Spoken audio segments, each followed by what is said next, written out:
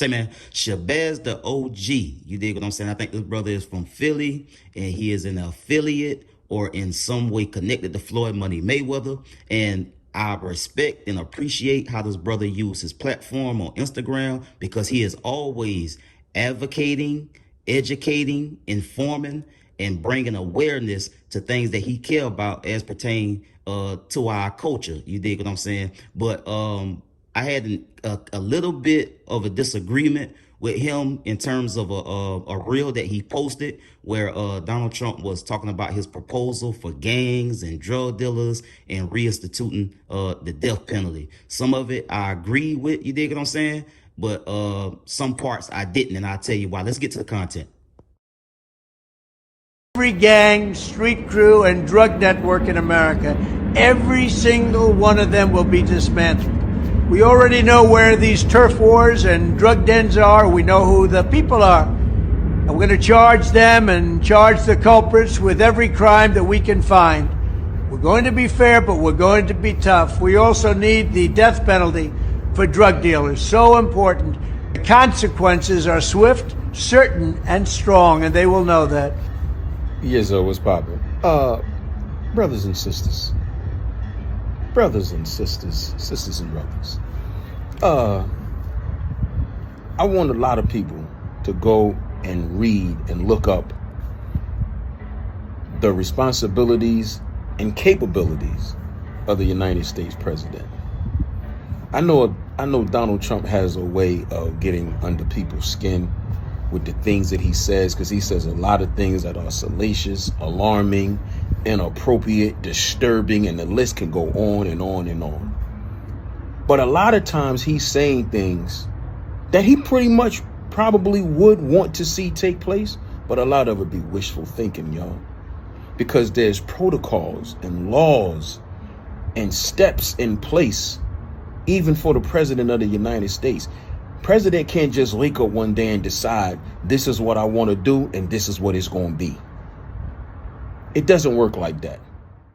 Now, Shabazz the OG went on further to say that, you know, a lot of the things that can be instituted in terms of our government and laws, that's out of the wheelhouse of what Donald Trump is gonna be able to do.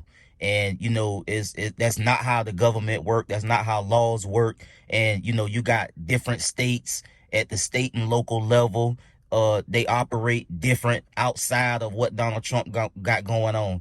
And everything that he said, I would absolutely 100% agree with if we were living in a time where we were living in a fully functional, reasonable governmental society. But we're not. We're living in a chaotic governmental society. You dig what I'm saying? And again, as far as the state and local levels go and how they administer their laws and the consequences of their laws and how they govern, that would be true in a normal, reasonable governmental society. But again, like I said in a couple of videos already at this point, since Donald Trump won the election, Donald Trump would be the executor. That's the president. Donald Trump would be in the White House. And Donald Trump would also have at his disposal a loyal, willing to do whatever he want Congress. The Republicans won the majority in the in the House, and the Republicans won the majority in the Senate. Donald Trump also has at his disposal the Supreme Court that we already know at this point that they gave him absolute immunity if he deemed it a presidential act.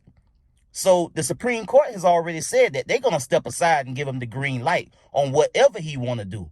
So it's not entirely true. So we can't just listen to what Donald Trump say, you know, like it's just rhetoric.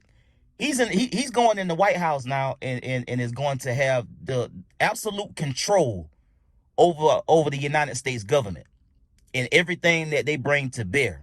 You dig what I'm saying? So it's not just rhetoric anymore. And I know we heard Donald Trump say this and say that, and he say some wild stuff, and he a wild boy and all of that. And we also know that they traffic in fear mongering and all of these different things. But now it's a different level now, because he has control over the United States government now at this point. You dig what I'm saying? And as far as like the local and state level go, all it takes is a little bit of pressure. When you got the United States government putting pressure on you at the state and local level, a lot of the things that you wouldn't necessarily want to do, a little bit of pressure make you bend. You dig what I'm saying? Because we seen in the 2020 election, Donald Trump deployed people from all over the government, all across the country, to put pressure on these states to try to turn the election to make him the winner. You dig what I'm saying? He sent everybody out. So when these state and local level people in government start getting these calls from the White House, and they start these representatives from the White House and within the government start popping up in these states, if it's a concern to Donald Trump, they're gonna go to these states and go to these representatives, and they're gonna tell these people what Donald Trump want to have happen. He gonna send his attorney general. He gonna send people from all over his administration to go to these states if he feel a need to step in and want to see something happen to gangs and drug dealers, and as far as reinstituting the death penalty. So I get what he's saying in terms of bringing awareness and trying to calm people down, but at the same time, we got to be clear-eyed about the immense power that Donald Trump is going to assume once he's inaugurated and take the White House. And so that's the only thing that I had an issue with, because I kind of think I think sometimes we are having a hard time wrapping our mind around how the government works and what our government has become. And I think sometimes we can get a little bit delusional in saying, well, he can't do that, he can't do this, he can't do that. Donald Trump mismanaged a pandemic and that claimed over 1 million lives, and ain't nobody gave a damn. Donald Trump also instigated and incited an insurrection on at the seat of power in Washington D.C., and that's over with. So if anybody thinking any kind of trials or any kind of court cases or anything, that's over with. All of these cases, you can go and throw them in the trash and stop having high hopes for him getting prosecuted. It's not going to happen. Donald Trump is not getting prosecuted for anything in this country, because Donald Trump is above the law.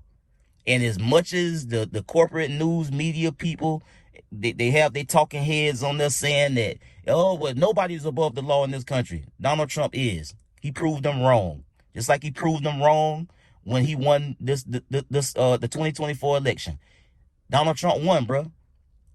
He beat the hell out of Kamala Harris. And it hurt me to say that because I'm a Democrat. But at the same time, I got to be focused, and I got to be clear on exactly what's going on. It's time to move on, bro. It's over with.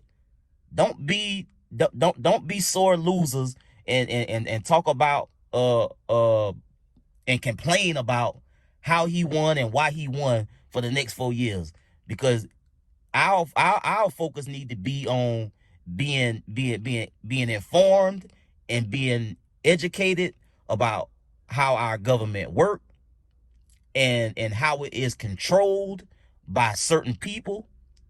And we need to not worry about the things that's outside of our control. All we can do is what we can do. And what we can do right now is move on and focus on the path forward. I'll get at y'all on the next one, man. Y'all be smooth. I'm out.